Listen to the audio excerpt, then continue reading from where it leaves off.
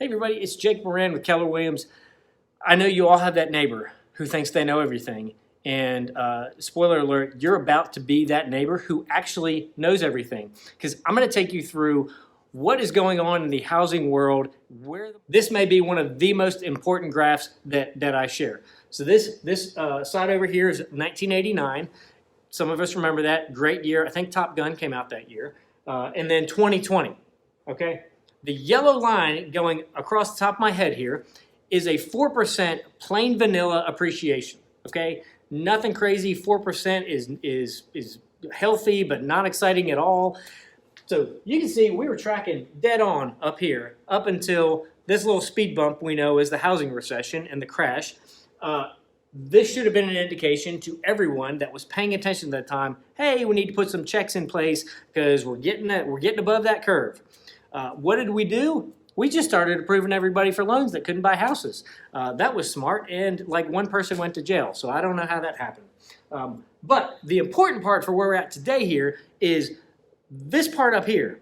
You can see we are still as bananas as last year was, breaking all sorts of historical records in the state of Georgia in real estate. We're still well below that 4% year-over-year number.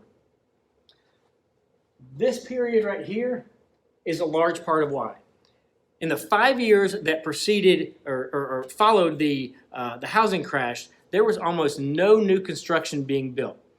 And if you know anything about basic supply and demand, you know that's going to bring itself in check over time. And so what we had here was 5 years of a stall, a flooded engine for 5 years of new construction. And then we've got a ramp up. We've got a catch up process. Enter where we're at right now in terms of housing supply. Because during that 5-year period, people were graduating college. They were becoming new home buyers. People were becoming empty nesters. People were having babies. People were passing away. People were getting married. There's all sorts of different housing changes going on and needs for different houses. And there was nothing being built.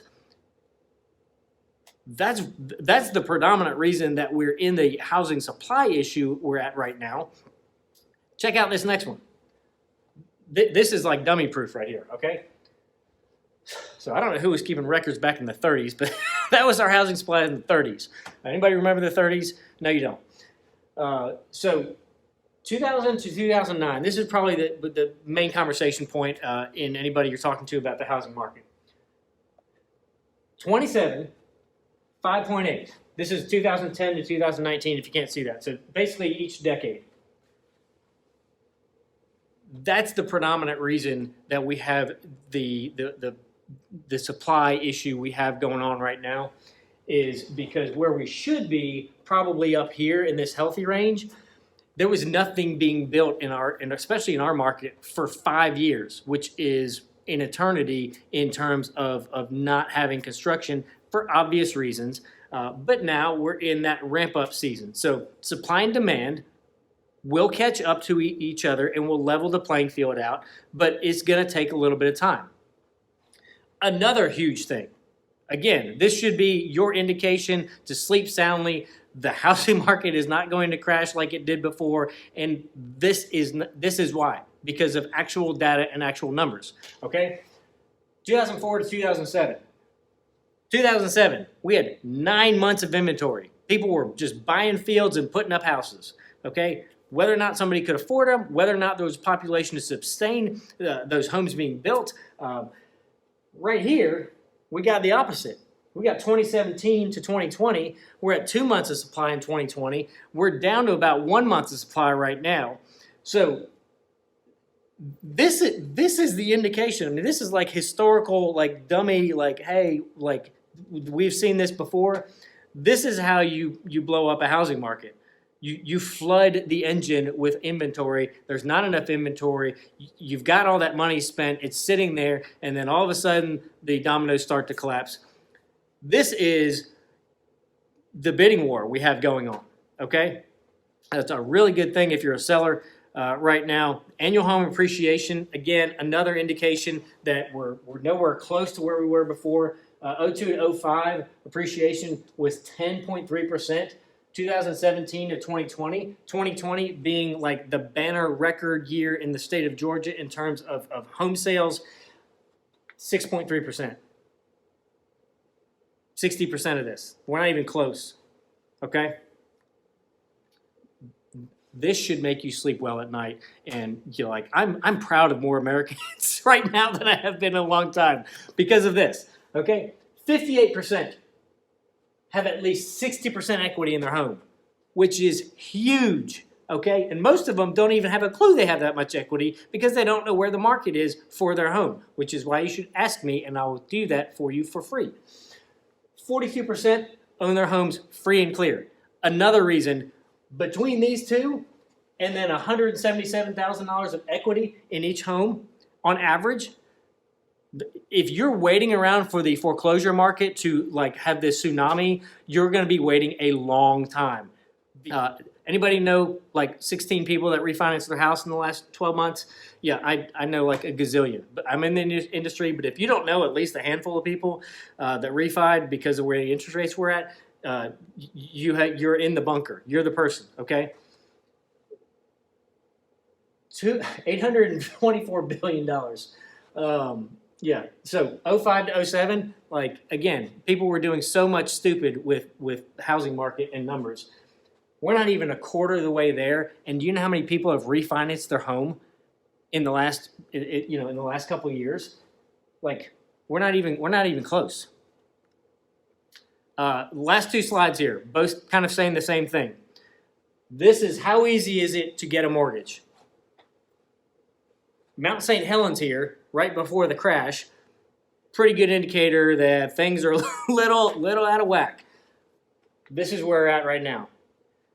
This is the mortgage index, which basically says, are the people who are getting loans supposed to be buying these houses because they can afford them?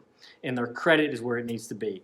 This was probably the best thing that came out of the housing crash in 08, 09.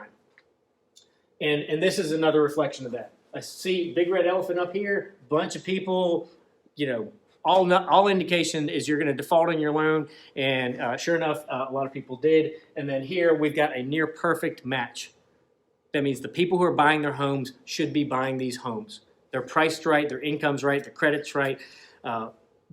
Again, large part of the reason, the last few slides, why there's not going to be this foreclosure boom. There are people, and frankly, this is part of the reason why you've got all these multiple offers, because when the average homeowner has $177,000 of equity in their house, if they sell their house and they got $170,000 in their pocket and they got a dream house, a lot of people are okay spending a little more because they just cashed in on the biggest gold nugget they've ever had. And I can't blame them. If you have not checked the value of your home, you need to reach out to me and at least have that conversation. It's free. You don't have to sign anything. There's no obligation to sell your house. But I just literally, right before this video, was sending a card to 3 clients, leads over the last 18 months that I've been talking to them. A property in their house in their neighborhood just went on the market. The lady who's selling it bought her home in 2017 for $310,000. She listed it today for $375,000. She will get more than $375,000 in 4 years.